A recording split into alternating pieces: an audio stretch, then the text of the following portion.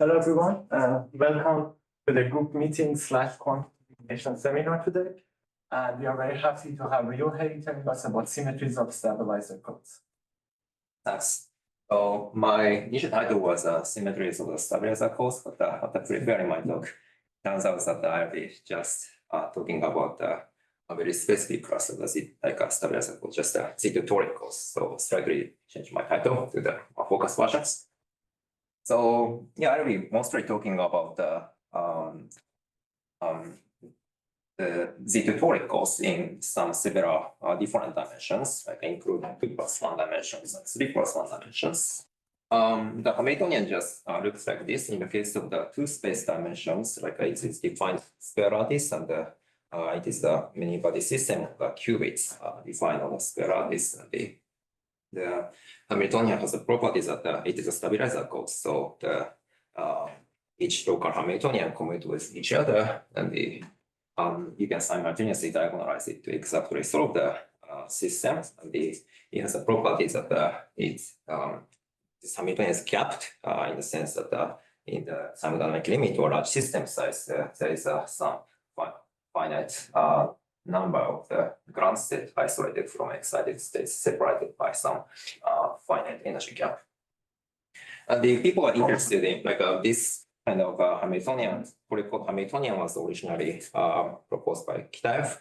And the people are excited about this type of the models partly because from the quantum information perspective, this tutorial code can be utilized as a platform of the quantum error corrections, because we can take the ground states of the tutorial code as some qubit space of the qubits, logical qubits, on which we can perform the quantum computations. And also, it has a very interesting perspective from a condensed matter perspective. It has an interesting property as a gapped phases of matter. This is a local Hamiltonian system whose gapped ground state is taken to be some gapped phase of the quantum matter at a very low temperature. And in this case, that is called the topologically ordered phases, which is effectively described by corresponds to a topological quantum field theory at low energy, and it has some annual excitations, quasi-particle excitations with non-trivial braiding or spins and interesting statistical properties. So today, I'll be mostly interested in the global symmetries of such tutorial codes. So let me explain the motivation for why I'm interested in the symmetries of these tutorial codes, more generally the stabilizer codes. One reason is that from the quantum information theory, from the information point of view, the symmetry, either emergent symmetry or exact symmetry, as long as some unitary preserves the ground state of the Hamiltonian, it can be regarded as some logical gates because it's some unitary operation preserving the ground state subspace. This can be regarded as some operation, logical operation on the qubit space of the logical qubits. So this is one motivation to talk about the symmetries in the stabilizer codes. And the other motivation is from a condensed matter point of view. People typically add a global symmetry to the phases. Then it typically enriches a phase diagram of the possible phases of the matter. And in the case of the topologically ordered phases, the phases with global symmetry is said to be known under the name of the symmetry enriched topological phases. And also it's in symmetry sometimes gives powerful constraints on the possible dynamics of the low energy spectrum in the presence of deformations preserving the symmetries. So there are several motivations to talk about the global symmetries of the such stabilizer codes. And today I'll be mostly talking about the global symmetry of the stabilizer codes, which is generated by a unitary described by a finite depth circuit. So we have some quantum many-body systems. We have some toric codes like some tensor product qubit space of the qubits. And we are mostly considering the unitary which is generated by some circuit of the very shallow circuit, finite depth circuit of the local unitary acting on some like a locus of the many body systems.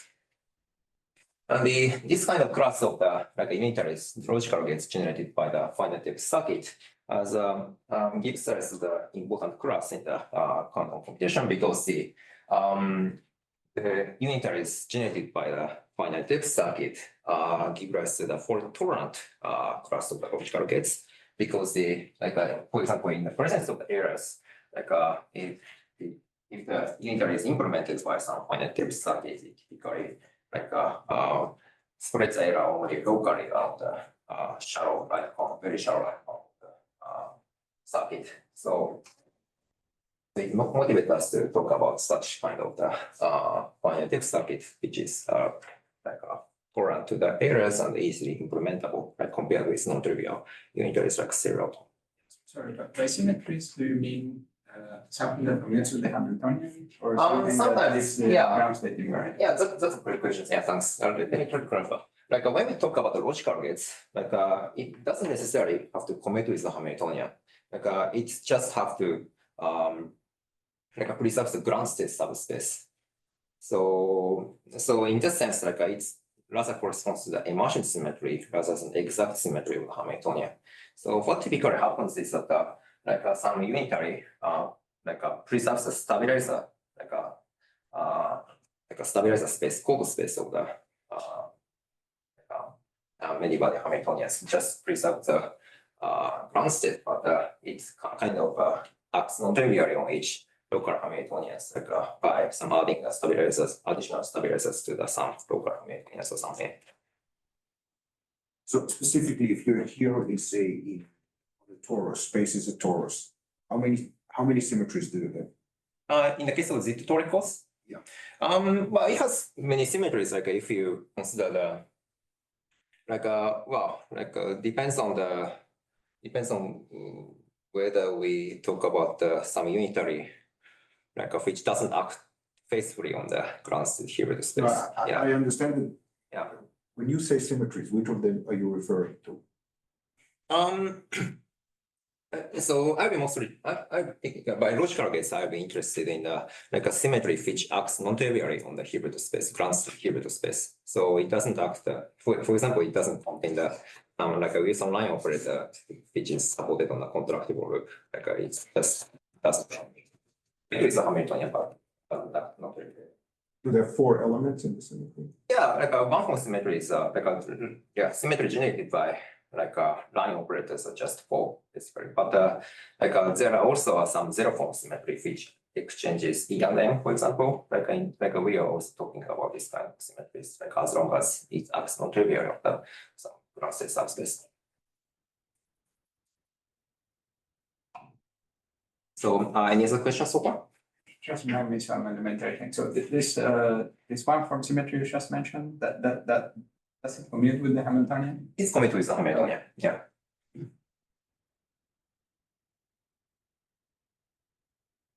Okay, so let me start with the example. So in my talk, I'll be interested in mostly 2+1 space-time dimensions or 3+1 space-time dimensions. But let me just start with 2+1D. Okay, it is already interesting.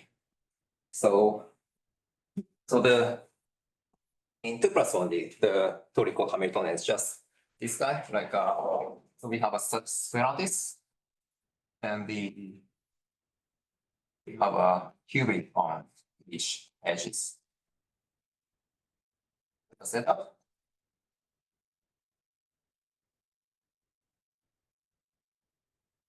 And in this case, there are a bunch of the global symmetries we can talk about. So one thing is, okay, so symmetries.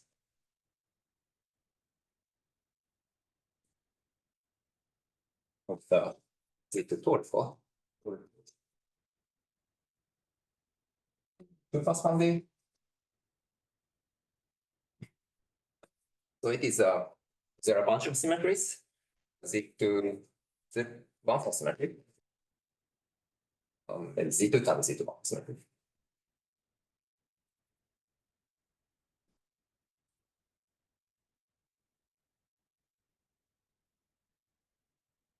So this corresponds to at the level of the just the lattice models, like to Hamiltonian lattice models.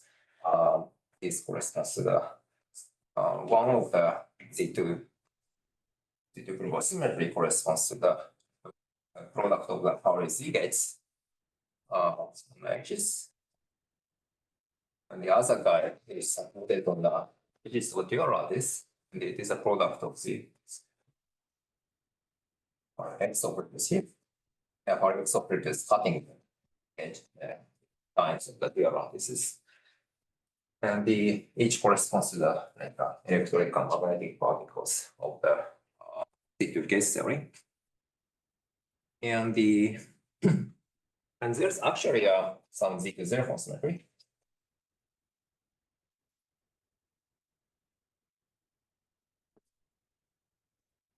This is rather much more interesting than much more non-trivial sound.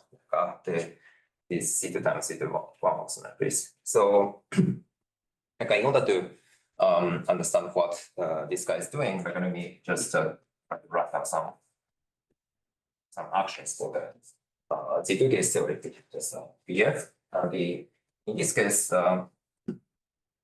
so you can naturally regard this Hamiltonian system as a Z2 case theory by at the ground state by identifying this X term as a Gauss law and identifying that C as some configuration of the Z2 gauge fields by identifying it as some Z2 variables. And so this A eigenvalues of the RZ operators corresponds to the Z2 gauge field defined on the X. And in this case, this E operators is the symmetry of positions corresponds to the Wilson line of the Z2 gauge theory. And rather this M operator corresponds to the canonical conjugate for integration conjugate for supporting the dual lattice. And it commits anti-commit with each other. And so this C2 zero form symmetry corresponds to the some EM geometry, some operation which exchanges an electric and magnetic particle of the Z2 case theory. And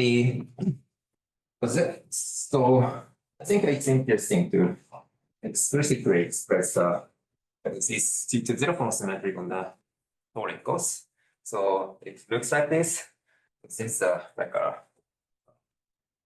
this description a bit complicated, I just beforehand. So in order to implement this guy, it's convenient to write down the toric called Hamiltonians on the way it looks like some when bracket models. So initially, we have some x, z here. Oh no, sorry. Z here, x here, and so each the variables is supported on some square, which is a half of the size of the square lattice, and we rotate by over 4 and rewrite the square lattice as some half size of the original. And then the qubit is now located on the vertices of the square lattice, and I can write on the just the same Hamiltonian models of the original one. And in this setup, this EM exchange operator can be expressed as a depth 3 constant circuit. So it consists of 3 steps. So in order to explain the 3 steps, I color the edges in 3 colors, red and blue and green.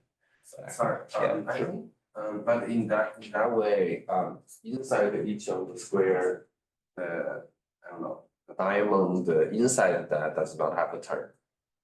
Inside, oh yeah, inside doesn't have it. So yeah, this guy. You mean this guy? Inside the now the unit like a unit cell looks like some rectangle, and the inside the edges we don't have a unitary. And that's it. That's it. Question. Okay. Yeah, it's just a one like a possible implementation of the unit like a logical guess. I just want to. So you have some squares are odd, some squares are even, and on the odd one you have XX, and the even you have ZZ. Exactly. Yeah. So like a unit rod is a unit cell is like a short rectangle with size 2. I think the even size and all equals. So that's a setup. Sorry. Yeah, the ground state is interesting now, depends on what the you put on even or odd systems. It's not just going to be 4. It'll depend if L is terminated. Oh, you mean, yeah, like you have to choose like a system size so that like a system size doesn't become even. It doesn't become odd. Like you have to choose a system size so that it is even the x directions. Okay? And also like even at the system like y directions. Otherwise, like you are inserting some zero defects, contribute defect on the torus in the ground state degeneracy becomes defined. Any other question about the setup? Okay, so yeah, let me just explain the circuit.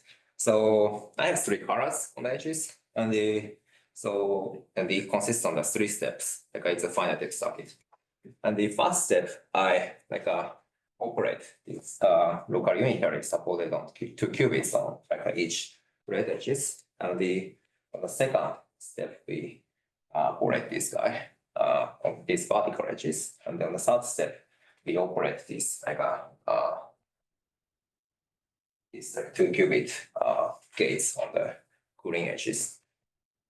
And it turns out that it is an exact symmetry of the toric cos, which is the Hamiltonian, but it's give rise to The difference between 1 and 3 is the same operator? it looks like the same operator, but they act on the different edges. So the first one acts on these red edges, but the third one, first one acts on the red edges, the third one acts on the green edges, which is different from the original ones. And if I just square them, can't do it in my head. With what algebra do they satisfy? So U1. Is it this, what power of it is 1? You can see the U1, U2, U3, 1, U2, U3. But this U1 into U3 is a non-trivial operator acting on Hilbert space. Yeah. So so you can keep track of the stabilizers, each stabilizer of the torus force. You can see this a sequence of the unitaries throws the stabilizers each small rectangle. You start with some XXXX here, and then the first unitary acts on here, throws the stabilizer a little bit. Then you act the 2, 3, 10. Kind of throw the stabilizers halfway, and it becomes from X to Z. So these are some rusty finite circuit which can implement these EM exchange operators. Is the unitary conjugate acting on? Sorry. Is the unitary conjugate? Which one? Sorry. No, the step, like for example, when you apply the arrow 1, that means you unitary conjugate U1 at 4x and the U1 dagger. Well, yeah, exactly. Yeah, right. Yeah. So yeah, I'm doing the you. The symmetry is just the product of 1, 2, and 3. Yeah, symmetry. Yeah, each of them is not symmetry, but the combination of them is a symmetry. Yeah. So let me write that. Let them be bothered by the fact that the axis got. I see the axis got sent to the C's. Oh, okay, yeah. No. Okay. Is it U3, U2, U1? U3, U2, U1. Yeah, it should work as well. Oh, maybe I don't know. U3, U1 U2 works. But yeah, but let's see. Wow, it's very non-trivial. Sorry. Is the order because you start from It always kind of equal, I guess. I don't know. I haven't checked. So yeah, this is some fancy implementation of the EM exchange. So from the expression of the tutorials, it's kind of obvious that EM exchange can be implemented by some lattice translation symmetry, half of the lattice translations with some transversal Hadamard gate. But in this case, it's not a circuit. But in this implementation is a finite circuit. So yeah, it's kind of not trivial to see this kind of finite circuit, zero form symmetry in the tutorials in 2+1D. So, and from the quantum information perspective, it is important to understand how this operator acts on the ground states, cold space. And in this case, so this Z operator and the X operator anti-commute with each other on the torus. So basically, this line operators corresponds to the logical power X and logical power Z on the cold space and logical qubits, because it anti-commute with each other and identified as some Pauli operators. And this operator exchanges X and Z, so it is something like Hadamard's some Clifford gates. And actually we can immediately check that it is some Clifford gates. It's just Hadamard gate. Technically, on the torus, there are two logical qubits. This U is identified as some combination of the Clifford gates of the space. Okay, so that's just a comment about what kind of logical gate this guides to me. So yeah, this is about the two-space dimensional toricals. And now I want to go to the 3+1 dimensions Z2 case theory. This is much more interesting from a field theoretical point of view. And let me motivate myself to why it is important to work on the 3+1 dimensional stabilizer course. So it is known that so we are currently talking about a local stabilizer course on which we operate some local finite circuit to do the quantum computations. But it is basically known that if you in this kind of setup, in a two-dimensional local stabilizer course with a local finite circuit, you can only do some very restricted set of the logical operations called the Clifford gates. And this is basically proved by Rabi and Koenig. Actually, this is done by a very kind of intuitive, very intuitive a dimensionality argument. For instance, and this is very general. For instance, we have some d-dimensional theoretical. In this case, we have in general, we have some Pauli D operator, Pauli X operators. This is a topological operators commit with the Hamiltonians, and this is basically Pauli operators in the stabilizer course is supported on some subdimensional manifolds of the or space or d-dimensional space. And let's assume some presence of the Pauli operators in the some stabilizer course. It is generally true for the toricals or some other stabilizer models. Then let's consider some a line operator,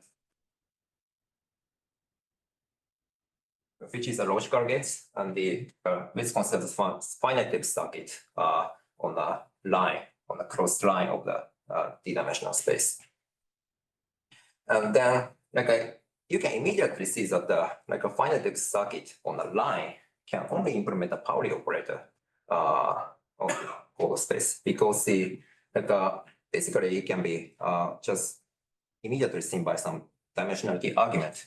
So if you take this kind of the line operator U and take a commutator with Pauli X or Pauli Z, since a line operator and some subdimensional operator at most intersect at a point. So if you take a commutator between them, if you just assume that both of the unitary is generated by circuit, these guys just become the topological point operator.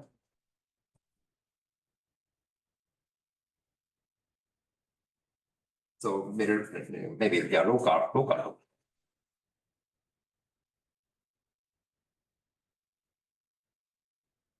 So it means that like if you take a commutator between some line operator and some other Pauli, like it just becomes some like a local operator which commutes Hamiltonians and the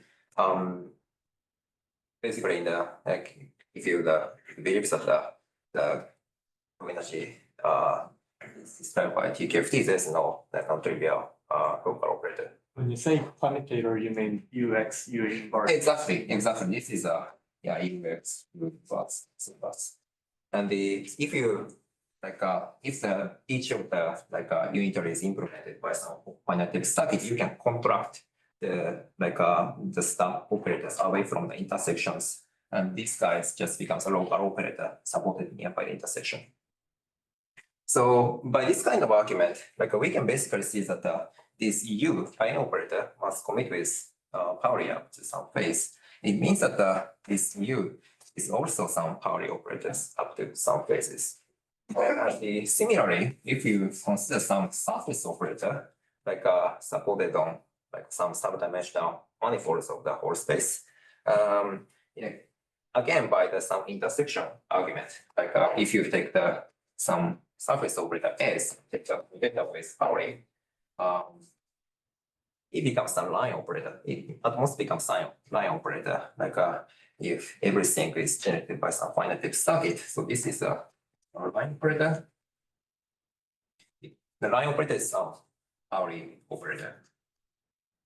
Good operator. So it means that if you take a commutator between the surface operator and the Pauli, you get the Pauli operator. It means that this surface operator can only implement the Clifford operators. Clifford group. So Clifford means like if you take a commutator between some unitary and the Pauli, you always get the Pauli. So it preserves the complete preserving the Pauli group. So this must be Clifford. And you can do this kind of argument inductively, and there's some upper bound on what kind of the non-trivial logical operation we can do with like a gene. Can you review what the dimensionality of each object here? What is the dimension? So we are in 3+1. Yeah, we can assume that it equals 3. Like in this case, like typically X is supported on some two-dimensional operators. This is magnetic surface operator, and this is a one-dimensional operator. Yeah, we can assume that this X and C is supported on some lower dimensional manifolds compared with space. In U? U is like here I'm doing the like a step by step. Like first I've assumed that U is one dimension. Then then I can say that if you take the like a commutator between like a U and X or U and Z, it is at most some local operator. Because we assume that the U and the X and Z are all given by some finite circuit. And if you take a commutator between them, like the result is just supported, some operator supported on the some intersection. It is local. But U and Z are both line operators? U and Z are both line operators. So they might not intersect. Yeah, it doesn't intersect like in general. Like yeah, so yeah, I can say that like this just must commit with each other. Like it is more strong than that just surface. So the first one Yeah. I understand. U is a line and X is a surface. Yeah, in this case, it intersects and it becomes a local At the operator. point, okay, so Yeah. the commutator is supported only at the intersection. Exactly. Yeah. And U and Z, U and Z, yeah, it's just a trivial operator. Like yeah, it's some trivial local operator. I am kind of doing the. but if they don't intersect, It doesn't. Yeah, if it don't intersect, it just commit with each other. they Yeah. commute. Yeah, it's commit with each other. And if they intersect, it's an operator at the intersection point. Exactly. And what is S now? It's some surface operator, and in this case, like if I take the commutator between the like surface and surface, it becomes like if it's parallel, it doesn't. It just commit with each other. If it's vertical, it's like some intersection. It's just a line. So at the most, we can see that like commutator of the S between S and the Pauli becomes some And S and Z, why is it the line? Well, S is a this can be. suffix and Z is a line. Yeah, this is a point, this is a point operator, but I here, like I was kind of sloppy because I was just interested in the upper bound on the what kind of non-trivial operation we can do. So yeah, it is a typical point operator. Yeah. Yes, that's good questions. Yeah, so this kind of argument is basically done by the Rabi and Koenig in the quantum information context, but it is kind of general and powerful, gives a powerful constraint on what kind of logical operation we can do by some symmetries of the stabilizers. And so yeah, okay, so space-time means that like we can only do the Clifford gates by surface operators. So in general, if you have just a two-dimensional system, you can only do the Clifford operations by finite circuit. So it is also known that you can never do the universal quantum computation by only using the Clifford operators. So it motivates us to go to 3+1 dimensions. In 3+1 dimension, we can have some zeroform symmetry, supported on the whole space. And if you take a commutator of this three-dimensional operator with Pauli, you get some Clifford gates. So this is typically a non-Clifford gates. And in 3+1 dimensions, there is a chance that we can do the non-Clifford operations with a finite circuit, and it is nice. So this motivates us to go to the 3+1 dimensional Z2 theory from some error correction perspective. So let me try to explain the a 3+1 dimensional Z2 toric force or Z2 gauge theory.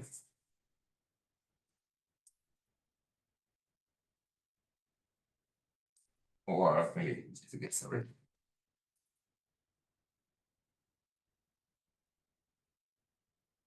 So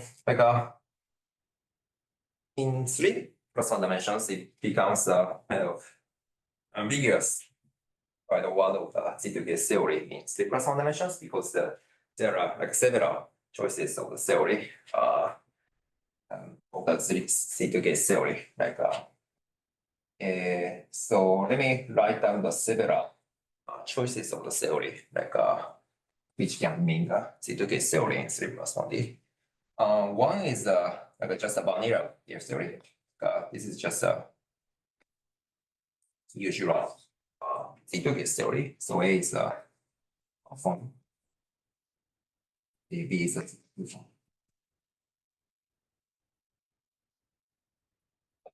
This corresponds to some standard Z2 toricals. And there are other possible guys, can also write down the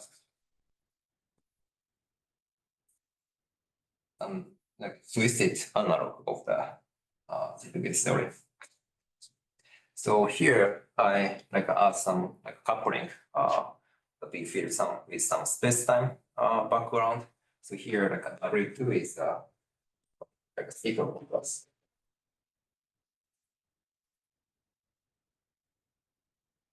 Space-time, tangent bundle of the space-time, second sequel plus. So are you on the doors or arbitrary man? Yeah, so far I'm this is just arbitrary space-time manifolds. So it means that yeah, so this is W. Yes. And there are other more exotic guy, which is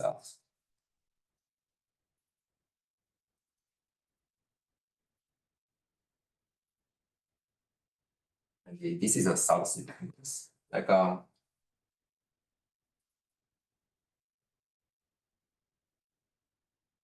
So I can write down some several coupling of the Z2 gauge field with some space-time backgrounds. And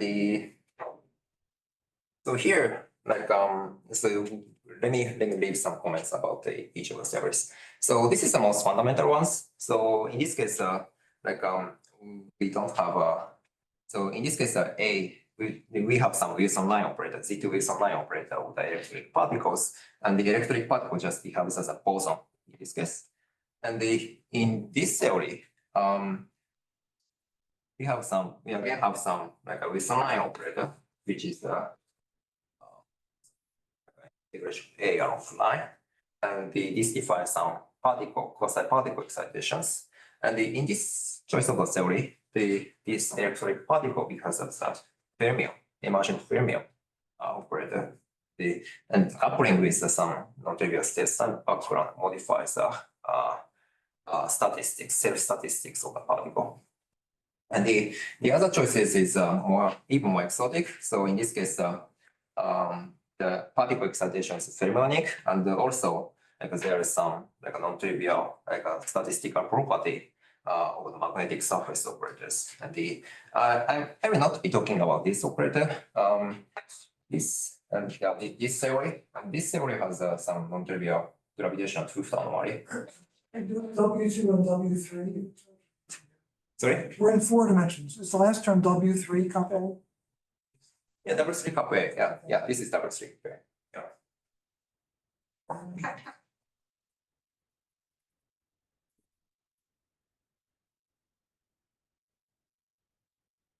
Yes, this is some gravitational response action, and it is very unclear, like if this, because of this theory has a non-trivial truth anomaly, and it is rather described as some like a boundary of the 4+1 dimensional non-trivial invertible phases. So it is very unclear if this theory, choice of theory, can be realized on the like a 3+1 dimensional lattice model or not. So I will not be talking about this choice of theory today. And but like we have some realization by the stabilizer model for the above two choices of theory, and I will be mostly talking about these two theories. And yeah, to be honest, like I like this theory much more because this theory, like with the emergent fermionic particle, admits a much more richer like a structure of the global symmetry and the logical gates, and we can do much more like a non-trivial things with this theory, like compared with this one. But this one is much more simpler to explain. So like, let me first try to describe the like just a vanilla Z2K theory, like without any coupling with the space and backgrounds. Any other question about the like a Z2K theory, description of Z2K theories? Okay, so yeah. Just curious question. So the third one, since you said it has a tooth anomaly, Yeah. there is no lattice construction. There's some construction by like Yuan and Ocean. And also physics power hastings. For the bulk. This is a bulk boundary system. Like It's just the purely true. no. So yeah, I just remember this content. Like yeah, this is like a bulk boundary system or 3+1. But purely 2+1. Is there purely? It is 3+1 this theory. So it is like this guy constructs like a 3+1 dimensional bound to 4+1 dimensional power. And they have some lattice model of the invertible phase in 4+1 leaf, which is the Really that's the bulk. Is there construction that is? No. So there's no constructions.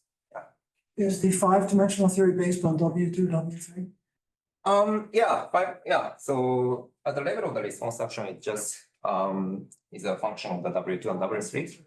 But yeah, practically, if you want to implement this 4+1 theory, because that corresponds to this gravitational response action, like it is very like non-trivial how to do it. So as long as I remember, the authors constructed some like a Z2K theory, some higher form Z2K theory, like after integrating some like dynamical gauge fields, like as after all we get some this kind of gravitational response action. Let me try to remember what is done. Let's see. So they consider this kind of.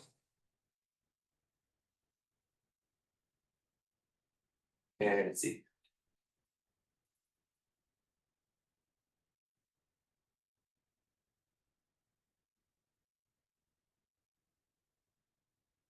Maybe I think I remember the construction. So their construction of the 4+1 lattice models doesn't like explicitly uses some combinatorial description of the W2 and W3 on lattice. So their construction is pretty clever. Like they first consider this kind of the gauge theory.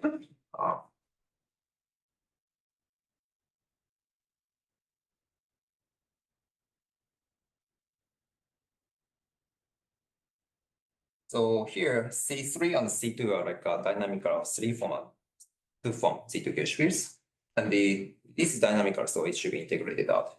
And so these actions are like just expressed in terms of some cohomology operations of the gauge fields, known as the Steinrod operations. And let's say we so we want to integrate out these dynamical gauge fields and see if I get this kind of. So what is S? S is this SQ.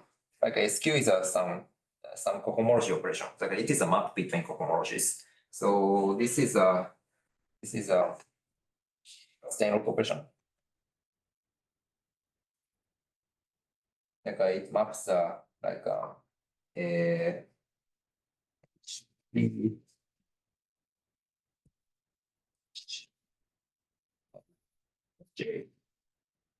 J.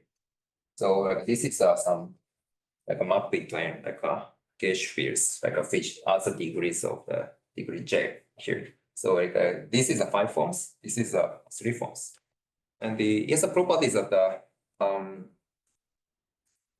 so this can be written as it is cohomologically equivalent to W2C3 by the Wu formula. So if you integrate out this dynamical Z2 gauge field, you get the W2 equals C2 as a result of the differential motion. And then we can plug in, after integrate out this C2, we can plug in C2 to this form. So after integrating all the dynamical gauge fields, we get the W2, W3. And this is a definition of the 4+1 dimensional theory we are talking about. And they can also construct some boundary theory, which is gapped. It corresponds to this anomalous C2 gauge theory. But I don't know if there's any construction of this C2 gauge theory in pure 3+1. It is a very interesting question to think about. Yeah. Okay. So this is a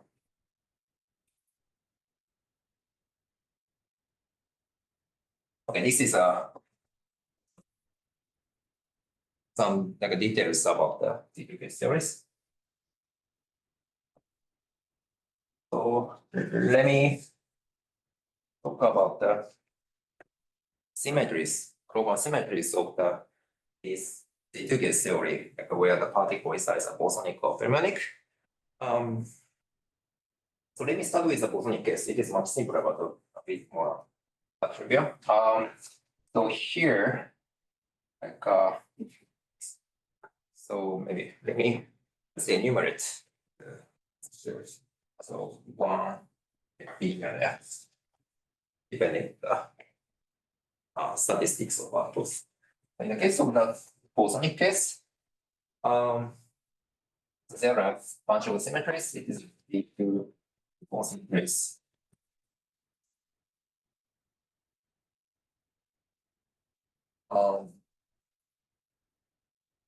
And by these lines, and also this is one more symmetry.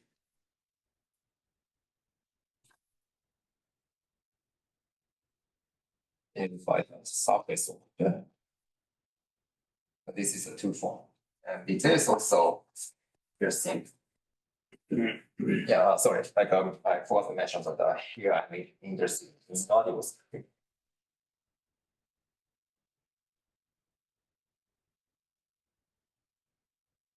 Just to mention because there are a bunch of non-invertible symmetries in theory. But here, I'm just talking about the invertible symmetry of the theory because it is more related to the logical case, context of the logical case in the convolution. So there's a more interesting Zenfone symmetry. which is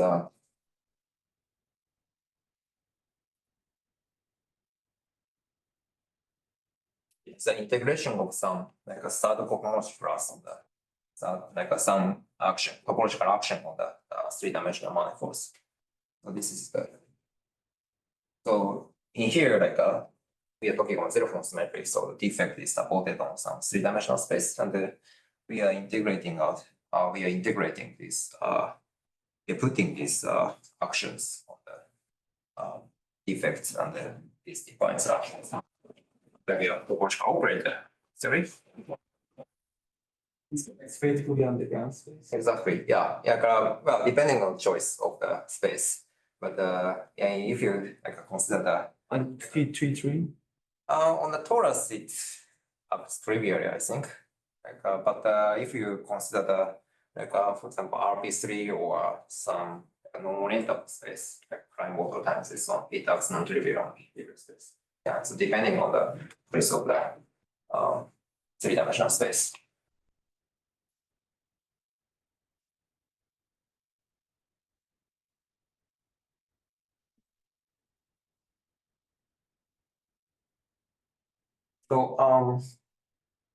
So this is sometimes called the AD defect.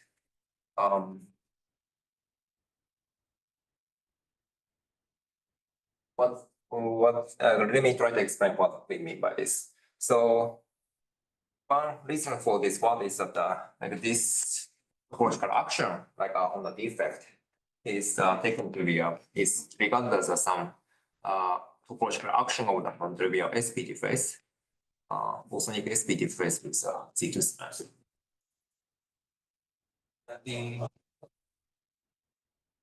So this generates a non-trivial group homology in 2+1D.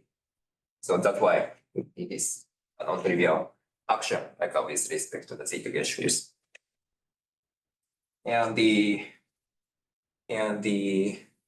the level, at the operational level, at the microscopic level, this kind of the defect can be given as follows. So we have some states. We have some state with Z2 global symmetry.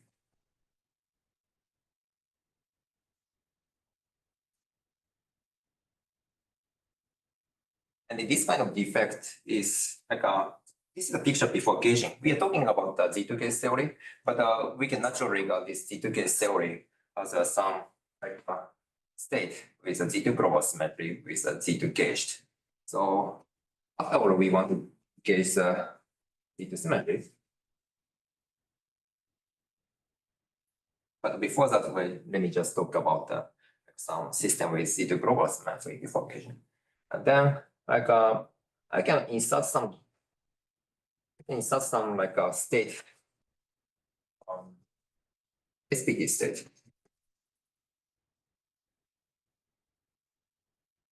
Somewhere locus of some subdimensional manifolds in the Euler space. And in the presence of this kind of SPT with Z2 symmetry,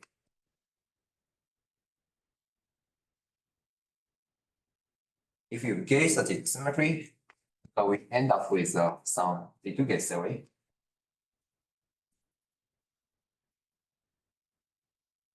And the place where we inserted the SPT state now becomes some defects, defines the defects or the. What's the associationality of space in the defect here on the left? Let's see. So yeah, let me. So in this case, yeah. So we can. Yeah, this picture is pretty general. In this case, I can. This setup corresponds to the three-dimensional space with a two-dimensional speed.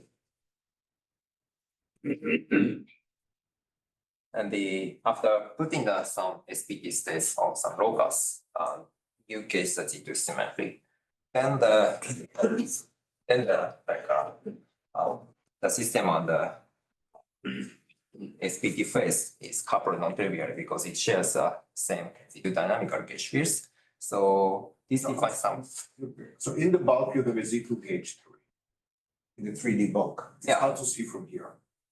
The bulk is a 3D Z2 gauge theory. And on the defect, which is two-dimensional, you have additional dynamical fields, or is it the same dynamical fields from the bulk?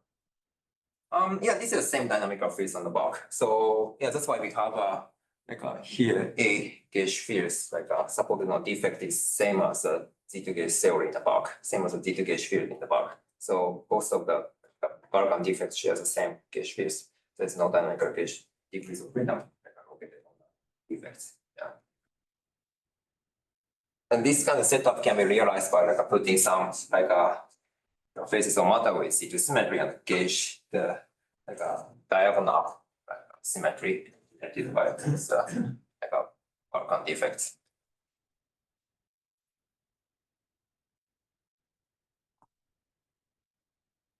And so this kind of we can construct some defects of the Z2 gauge theory by starting with some SPT, and it also gives rise to this kind of the non-trivial symmetry. We can naturally regard this as some symmetry defects because it is kind of operator topological, and it typically happens that this kind of SPT defect can be deformed by some acting on finite depth circuit, like a disk. We can deform the position of the SPD defect by some disk, and we can kind of sweep this defect to define some unitary operator, and this kind of operator corresponds to the some sweeping of the SPD. So let me see if I understand. So you have a 3+1 dimensional system with a defect which is 2+1 dimensions, on which you have a Zachar-Whitney term for the Z2 gauge field of the bulk. Exactly. The Zachar-Whitney term exists only on the defect, not elsewhere. Exactly. Yeah.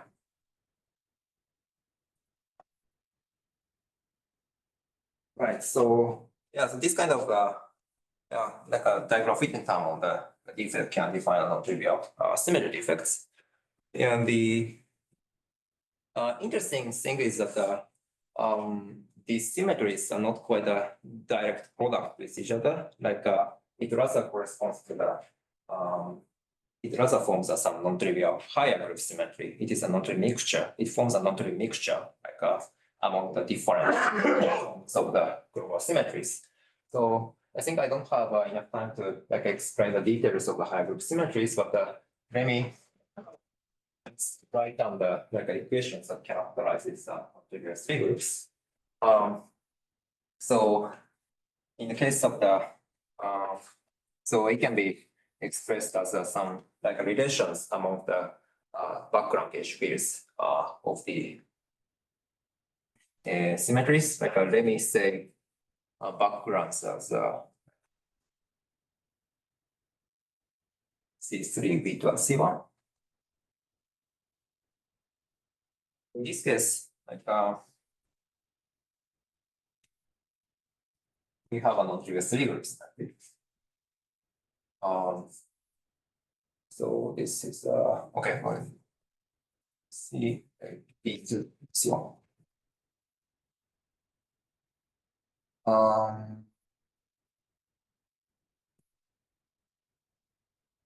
Should be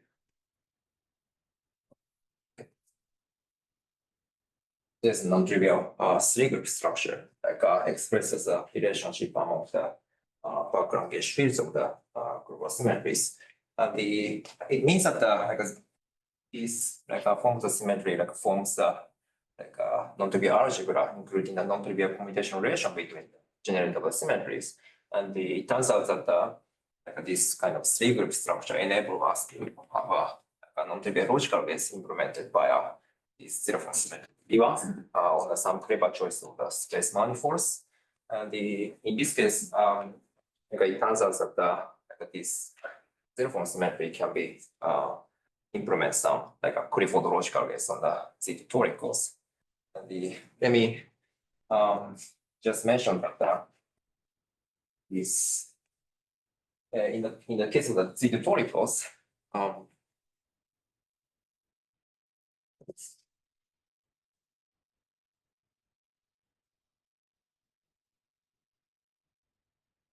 In case of the Z-tutoricals, like this operator can be implemented by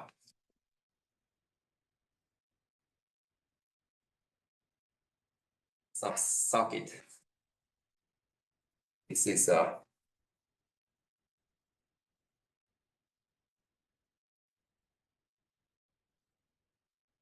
this can be expressed as a some product of the unitary supported on each cube of the toricals, and this U looks like a product of the control S gate.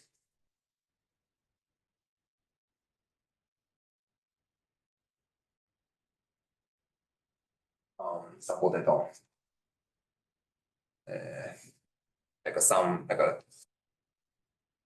it's a certain product on the two choices of the qubits on the supported cubes. It corresponds to the corresponding to the we have the two gauge fields, the two product of two gauge fields on the qubit lattice. It corresponds to some certain product of the control S gate inside the cube. It can be implemented by some finite circuits. Its detail is I don't think I have time to explain the detail of this. It can be implemented. This operator can be implemented by some specific. S is circuit. S is like a phase gate. S corresponds to the square root of Z. So control S is supported on two qubits, and if you have a minus one here, you have square.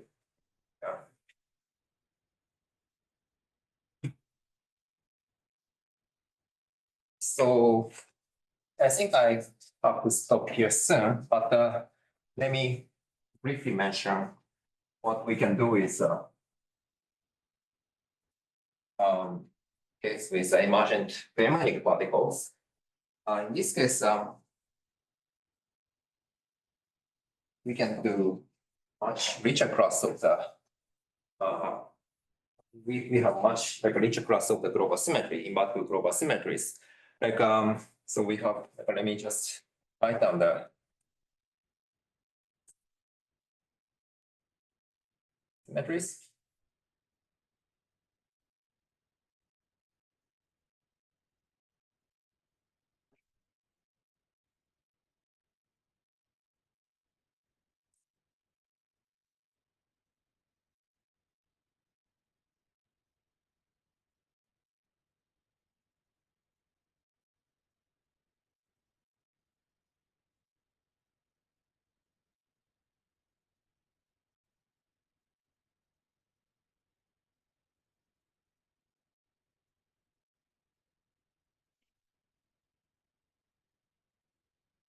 So in this case, we have very rich class of invertible symmetries. So first of all, similar to the just the Z2 toricals with the bosonic quasi-particles, we have like a Wilson line or Wilson surface operators and corresponding to the magnetic surfaces of electric particles. And in addition to this, there are SPT defects which corresponds to the setup where the emergent particles are fermions. So in this setup, if you solve the equation motion with respect to D, we have A equals to W2, and A can be naturally regarded as some spin structure, like a background gauge field of fermion parity symmetry. And based on this spin structure, we can define some action of the spin invertible phases, which is replaced with SPT action with C2 symmetry in the previous case. And we can consider for example, we can consider one-form symmetry, C2 one-form symmetry, generated by some topological action supported at the 1+1 dimensional locus, which corresponds to the action of the F Majorana chain. This is a 1+1 dimensional spin invertible phase, with the choice of the spin structure given by the dynamical gauge field in the back. And similarly, we can consider zero-form symmetry, which corresponds to the spin invertible phase 2+1D. In this case, interestingly, this generates a very non-trivial symmetry, ZH symmetry. And And we can talk about the non-trivial higher group structures or higher symmetry structure formed by these symmetries, and as a result, this CS silicon symmetry turns out to define a very non-Clifford logical gates, which can contain the CCC and CS and E. Depending on choice of the three manifold, three space manifold we talk about. And so in this sense, this is much more interesting and intricate structural symmetries. Maybe I can stop here. Yeah. You do need more. Yeah, so it's fine, maybe. Yeah. So that's what I would say. So yeah, thanks.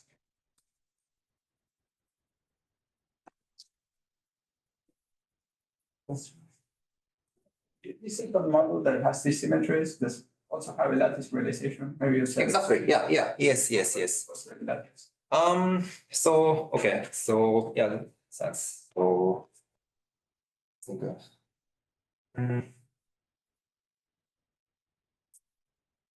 So let's see. This is a castle, and also the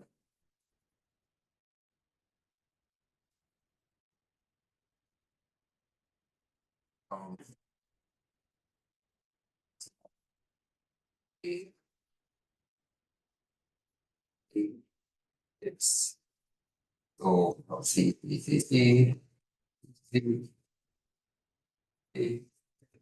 yeah, this is a vanilla Z together. This is a vanilla So total. the XYZ at the bottom are not the same as the XYZ gates, right? You have the directions in. Yeah, this is just specified the direction of The the. directions in. Yeah, it's not over it.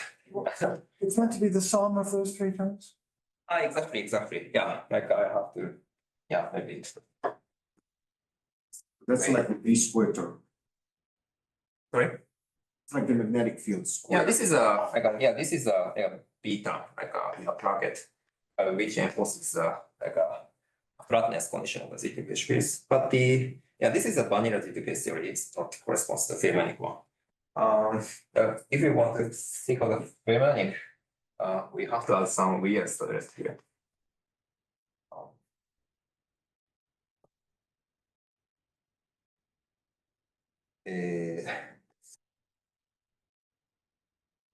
So yeah, this is corresponds to the choice of the theory where the emergent particle is a fermion.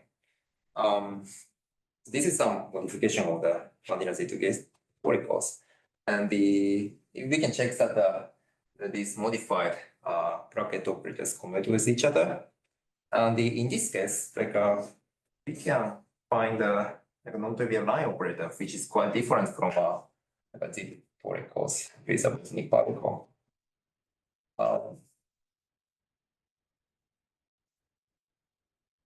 This was a line operator for the just a bosonic case, but in this case, we have to have some stylizers here.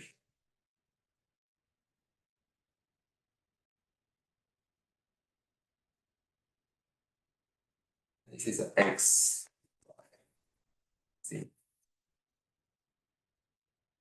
This is a non-trivial line operator of this theory, and so it is reminiscent of some dionic operator of the Z2 theory. So it is some in frequency toric code as a fermionic operator, which is some combination of the M and E, Z and X, and this is sort of a 3+3-dimensional version of the line operators, and it has some fermionic statistics because of some additional variables here.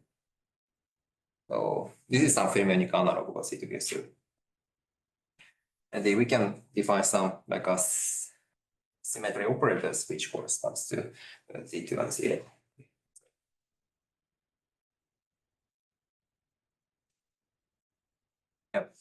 Questions? So does that theory allow those three symmetries allows you to do universal quantum computation? Not quite. It's unfortunately in this case just a Clifford case. But how about here? In this case it can do the non-Clifford case, but yeah, again you need Like in order to do the universal computation, we need to do the like a full set of the threefold gates in addition to the single non-threefold gates. And it has a nice property that you can do non-threefold gates, but again, the like SPT gates and magnetic operators, the topological operators are not sufficient to the universal computation. Is there any other theory that allows you to? Not I know of. In order to do universal computation, you need to consider setup where the only topological operators can generate a sufficient dense amount of the unitary groups. But in the case of the just the surveillance models, it's kind of formidable. But the setup is some Fibonacci systems. And in this case, we are not doing the ground state. We are not actually looking at the ground state, but we consider some state with excited particles and do the grading to the universal operations. But you cannot do it with stabilizer. Yeah. Unfortunately, because you need. Is it a theorem or is it just an example?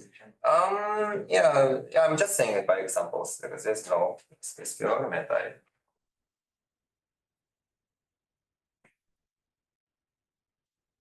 If not, this thanks. Yeah, thanks.